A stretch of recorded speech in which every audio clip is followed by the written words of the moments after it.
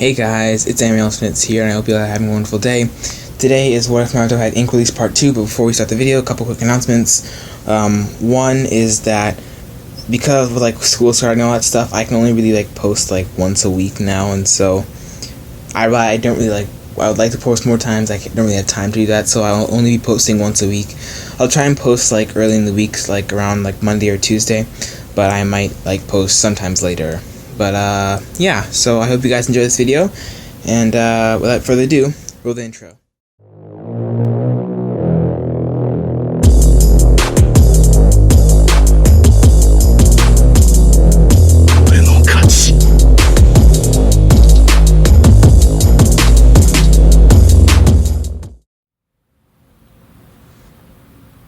One week later, Naruto and Shino were sitting in the class waiting for it to start.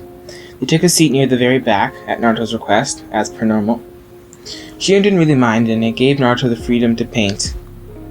After about 20 minutes, the entire class was filled, and Naruto walked in and started the lesson. He continued on for about an hour before everyone was slightly falling asleep, and he started asking questions, and throwing erasers at the people who were asleep. Meanwhile, Naruto was analyzing everyone in there, in the strange place called his mind. Naruto had often wondered if he was insane, but every time Hiruzen had his mental state checked, monthly, because he was in Jinchuriki, it showed that he was just teetering on the edge of insanity. As a result, Naruto noticed things that most people didn't, and observed things in a way most people wouldn't. It was quite refreshing from the normal way people looked at things, at least from Naruto's perspective. He could also analyze things quite fast, and come up with a counter in seconds. He could also process multiple different tasks quite quickly as well. Naruto thought. Let's start with Hinata Hyuga. Talented, yet shy, probably caused by her at-home problems. Regular to high intelligence, regular speed, regular endurance, regular strength, high flexibility. I assume the strict Hyuga style will most likely not be perfectly suited towards her. If she overcomes her family problem, then she could become quite skilled. Next, Naruto thought. Kiba Inuzuka.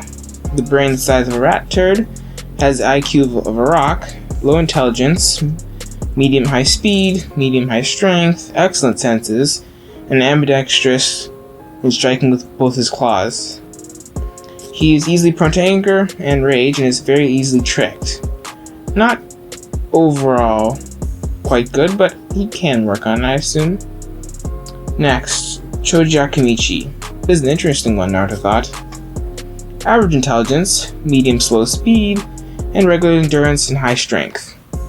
He has the potential to be a physical juggernaut if he builds up his defense a little bit better and is slightly faster, though that will probably come with time. Next is Shikamaru Nara. Extremely high intelligence, regular high speed, regular endurance, low strength, and extremely lazy. He's also genius, even by Nara standards, and is extremely lazy, also even by Nara standards. Though he is very good at calculating how a battle will go, and he can control it, how his opponents will react. If I ever have to face him, he'll be a real challenge to take down. Though his weakness is, he isn't good at changing his plans on the fly. Takes a lot to surprise him, though, since he usually factors in every possible surprise you might have for him. The best way to surprise him is to never act the same way twice. Not too hard, I suppose. Ino Yamanaka, Naruto thought. Oh boy, here we go. Spoiled hair of the Yamanaka clan, regular book intelligence, but almost no practical knowledge, and can't come up with inventive ways to use her clan techniques. Low speed, low endurance, extremely low strength, and extremely shallow jutsu/skill pool. Low performance in every area is likely due to her desire to impress Sasuke, though that seems almost counterproductive. She almost always dieted, or starved herself for a better word. Because she didn't get most of the nutrients she needed, she ended up with medium-low muscle mass. Luckily for her, she came from a ninja family, and they probably forced her to eat more. Next is Sakura Haruno. This is an interesting one. Daughter of Councilwoman Mibuki Haruno, an extremely annoying person with pink hair.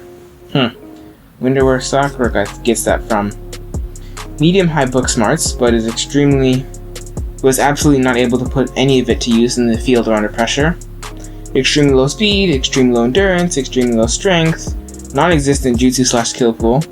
Her extreme underperformance in every area is probably due to her extreme obsession over Sasuke, which also seems quite counterproductive. And that brings us to Sasuke Uchiha, douchebag extraordinaire. The last low Uchiha, the biggest jerk you'll ever meet. Let's see, medium speed, regular endurance, regular strength, regular jutsu/skill pool. He's very annoying, but you can't deny he has skill, I guess. And lastly, Shino Aburame, Naruto thought. Quite an enigma.